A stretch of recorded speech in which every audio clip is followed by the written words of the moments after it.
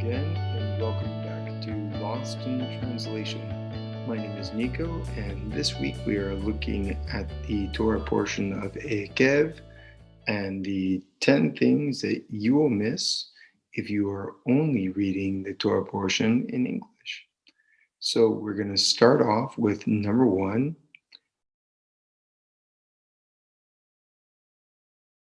Eikev, or reward. Yeah, this is interesting. The Chabad translation is a little bit different from the Art Scroll.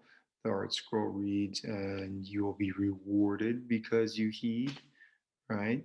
But here, and it will be, right? But this is, this is a strange word, Eikev.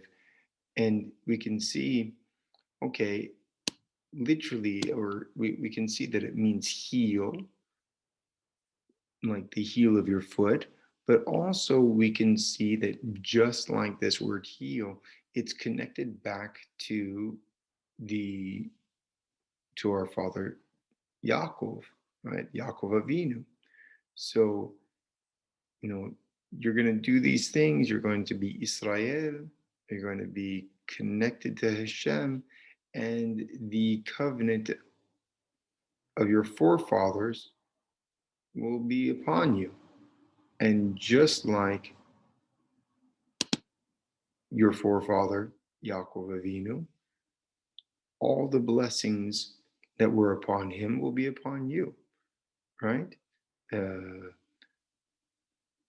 of the womb, fruit of the soil, grain, wine, oil, all the good things that were given to Yaakov Avinu will be given to you, because you will ekev, or you will become like him. You will keep the same commandment, and he will, by keeping those commandments, just like the forefathers kept, that same contract, that covenant will be kept with you. Okay, number 2,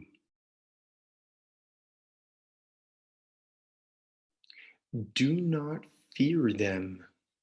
Okay, so the children of Israel, they're in the plains of Moab. They're preparing to cross the Jordan into the land of Canaan, where they're going to face a lot of wars. And they're being told by Moshe Rabbeinu, you shall not fear them, is the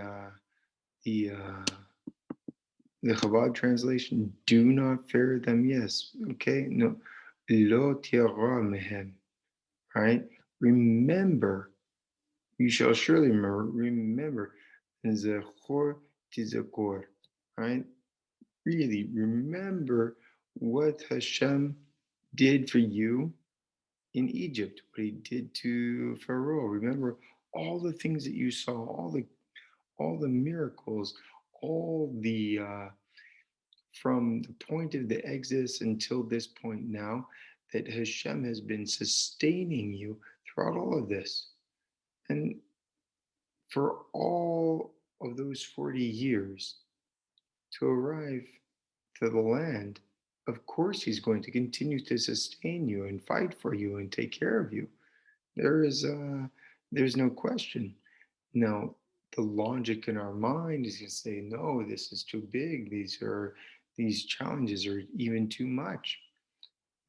But the logic in the heart in spirituality is that if Hashem brings us to the land, he will sustain us in the land, right? It's different than the logic of the mind.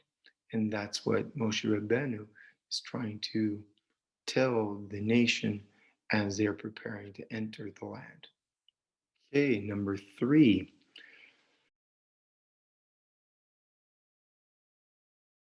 The entire commandment.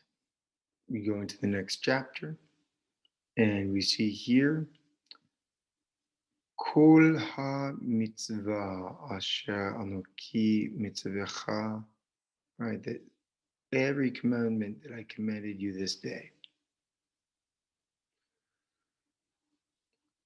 all the commandments, every commandment, right? All, it's all connected in this word of kol. And what we're learning here is that, even the smallest of them, the simplest of the commandments, they're all equally important, and that we have to keep them all. That the Torah is not a salad bar. There are 613 commandments, and we have to keep them all if we want to participate in that contract with Hashem, right? That covenant. And furthermore, it's impossible for one person to keep them all because some commandments are from men and some commandments are for women. Some commandments, a lot of commandments, are for priests that cannot be performed by anybody else. Some commandments are for the Levim, and the other commandments are for Israel, the rest of us. Um, to keep Torah, not only must we keep all the commandments at once, but we must keep all the commandments at once as a community. And that's where we get back to loving the other, because without the community, keeping the Torah is not possible. We have to come together as one group and even as one man to hold the correct intention of keeping the entire Torah together. Number 4, remember the entire road. Remember the entire way. It's okay. Derech is way or road, right? Um, but what's happening here? We're being told that you shall remember the entire way on which the Lord your God led you for these 40 years. Why is it important to remember all this? Because this journey itself was miraculous. It was a 40-year long miracle. The entire the entire survival of the nation of Israel from the point of the Exodus to the point of entry of the land of Israel. It's a 40-year long miracle. They had everything they need. They even sustained the same population. We're talking about over, maybe 2 million people. If we're talking about corporeality, if we understand the magnitude of that miracle required for a nation of 2 million to be sustained in the wilderness, and then we equate it with the spiritual experience, we have to come to understand that none of what the nation of Israel did, the nation of Israel didn't do anything by itself. It was carried to the land of Israel for 40 years. And that's the way we go through spirituality as well. Nothing happens on our merit. We don't accomplish anything. Uh, Everything is given to us. We receive spirituality. We only need, like Israel, to remain in faith that that Hashem will bring us to the good land, which is the spiritual world. Number 5, without poverty. Okay, the Torah is telling us about how good the land is going to be and how you'll eat bread without scarcity, without poverty, right? Well, the Torah itself is allegorically referred to as bread, right? So the scarcity and the poverty that we're talking about here isn't corporeal. It's spiritual, like everything else in Torah. So if you enter the land and you keep the covenant, you will grow spiritually. It will happen, right? There will be bread for you to eat. You will lack nothing. You will see, you will see the hand of Hashem in everything, right? So what the Torah is teaching us here, again, is not about a specific piece of real estate. The state of being that is Yashar Kel, that is Israel, if we enter this land, this Eretz or Ratzon, once we're in there, everything will be provided for us. We'll have our ups and downs, but those ups and downs are part of the system as well. And they will only bring us to further and greater heights.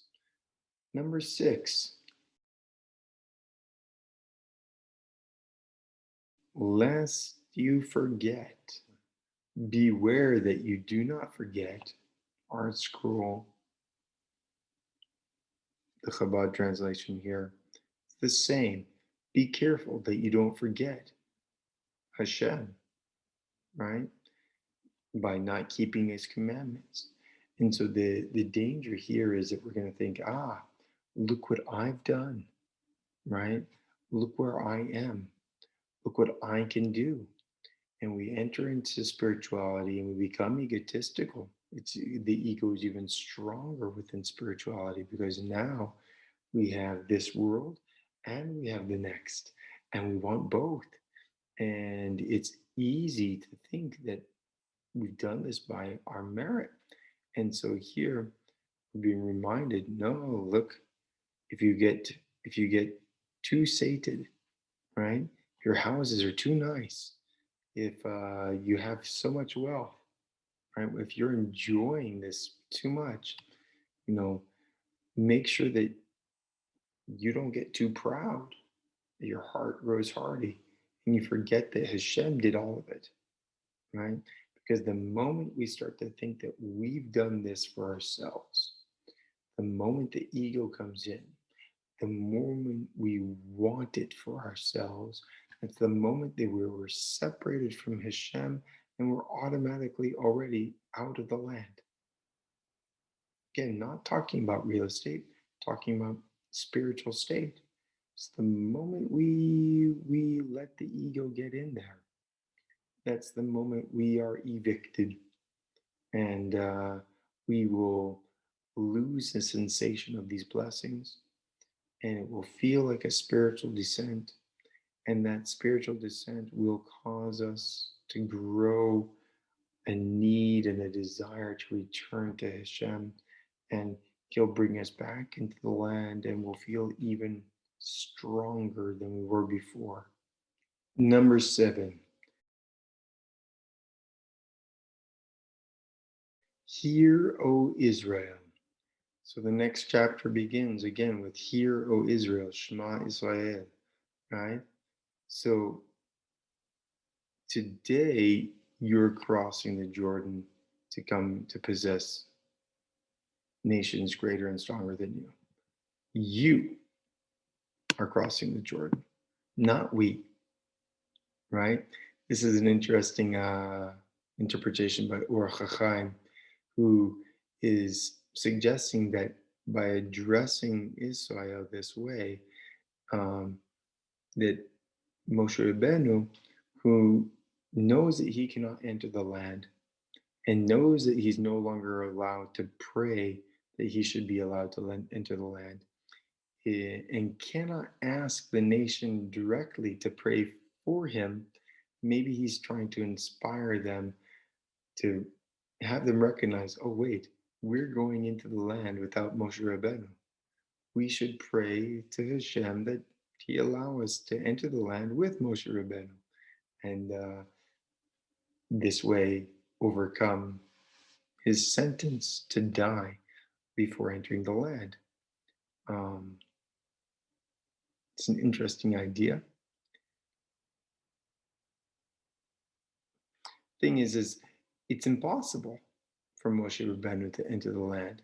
His quality is not the type that enters the land. His quality is the type that draws Israel up out of Egypt. And the moment they enter the land, his job is done, right? Doesn't do anymore. It's Shema Israel. It's listen or hear, because It's at the level of their ears, right?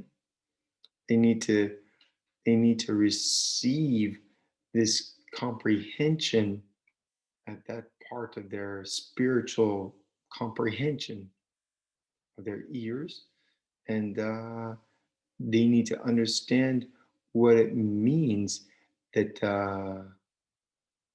that the giants and the powerful nations before them won't be a challenge for them because Hashem is going to take care of all of it for them, right?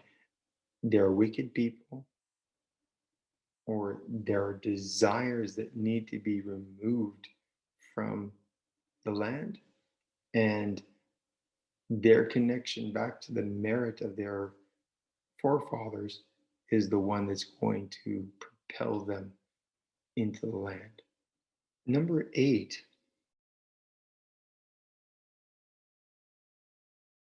Aaron died. So remember that this is a repetition of the Torah. Moshe Rabbeinu is reviewing all the things that happened, and he's talking about, at the very end of the last chapter, he's talking about the sin of the golden calf and how he had to go back up the mountain and fast for another 40 days and 40 nights, and then he came down with new tablets, right? And here's what's interesting: we start getting this narrative about the tablets. Hew for yourself 2 stone tablets like the first ones, right? And here's where we're going to put them. And then he skips ahead 40 years later, right? To Aaron died and was buried. Oh, and his son Eleazar served as Cohen in his stead. So it's very interesting. These 2 events are 40 years apart, but they're being equated here because the first tablets that were destroyed because of the sin were so much more precious than the second tablets. The second tablets, of course, I mean, if we had them today, we would be ecstatic. But I mean, the first tablets were something that were completely of Hashem's handiwork, right? And we have Aaron's death being juxtaposed to the relationship of the first and the second sets of tablets, because Eleazar becoming the Kohen Gadol, the high priest. Eleazar is he's a great personality. He's this great person, and you might think that the death of Aaron the Kohen isn't that big of a deal because we have this new Kohen Gadol. But that's not the case. In fact, like the first set of tablets, Aaron HaKohen was somebody very special. Keep in mind, he's the first Mashiach in the entire Torah. He's the first anointed one. And okay, it's good that the office is continued, and the office is continued by another righteous person. But there is a special place for the first tablets, just like there's a special place for the first high priest. And we should keep in mind that when we lose that at first, it's always a grave loss, only to be fulfilled by something else, but never fully replaced. And number 9,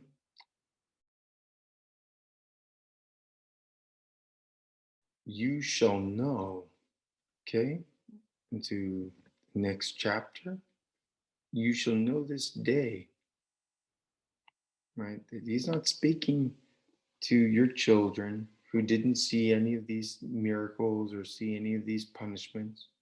Speaking to you, you shall know, right? Well, okay, you shall know because you witnessed all these things, right? But again, if we keep in mind that this is a spiritual document that's talking to us now, today, it's still talking to us today, right? That when we traverse the wilderness, when we exit the limitations of our egoism that are represented by Egypt, and we our egotistical generation dies within us, and the new generation that really wants to enter the land comes up from within us, and we come to that point where we're about to enter the land. We should know all of the miracles that happened, all the punishments that we felt, all the good and bad. We should remember all of that as we enter into the land, right? Because it's something that we're going to experience. We're going to own it. It's not a 3,005-year-old tale about people who are long dead that we have no way of connecting with.